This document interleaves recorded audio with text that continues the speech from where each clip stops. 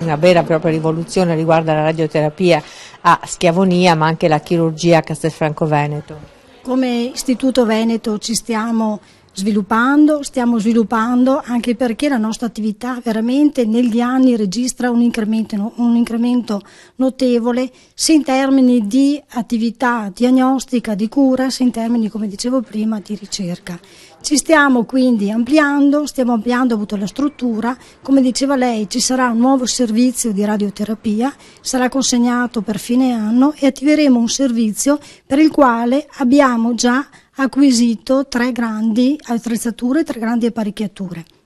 Abbiamo in effetti acquisito una tomotherapy, l'acceleratore lineare di nuova generazione, una Simultac.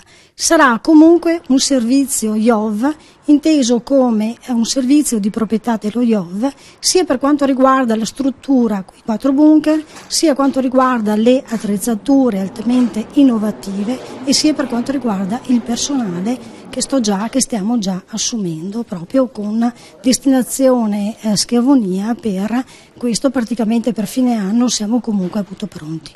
Questo spostamento della chirurgia a Castelfranco Veneto come lo giudica? Non è uno spostamento, Castelfranco Veneto è l'ampliamento, rappresenta per noi una sede IOV che consente di implementare, di ampliare la nostra attività e consente di attivare delle unità operative prevalentemente chirurgiche altamente innovative.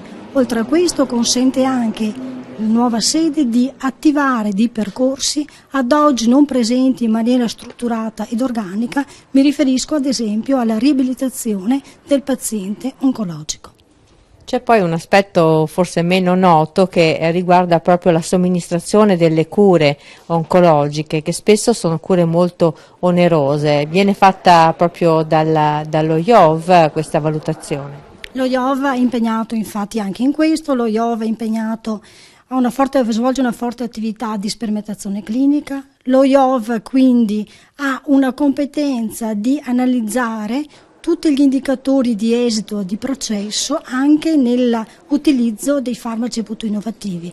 Vorrei ricordare che lo IOV è sede di coordinamento a livello veneto proprio della rete oncologica veneta e quindi rientra nell'ambito delle competenze dello IOV in quanto coordinatore della ROV quello di analizzare assieme ai professionisti, analizzare in ambiti quindi molto più ampi, quindi in gruppi di lavoro che coinvolgono professionisti operanti in altre strutture, in quanto lavoriamo secondo una logica di rete a livello regionale, quindi dicevo viene effettuata l'analisi degli indicatori e dei processi, quindi anche un'analisi sull'esito delle sperimentazioni.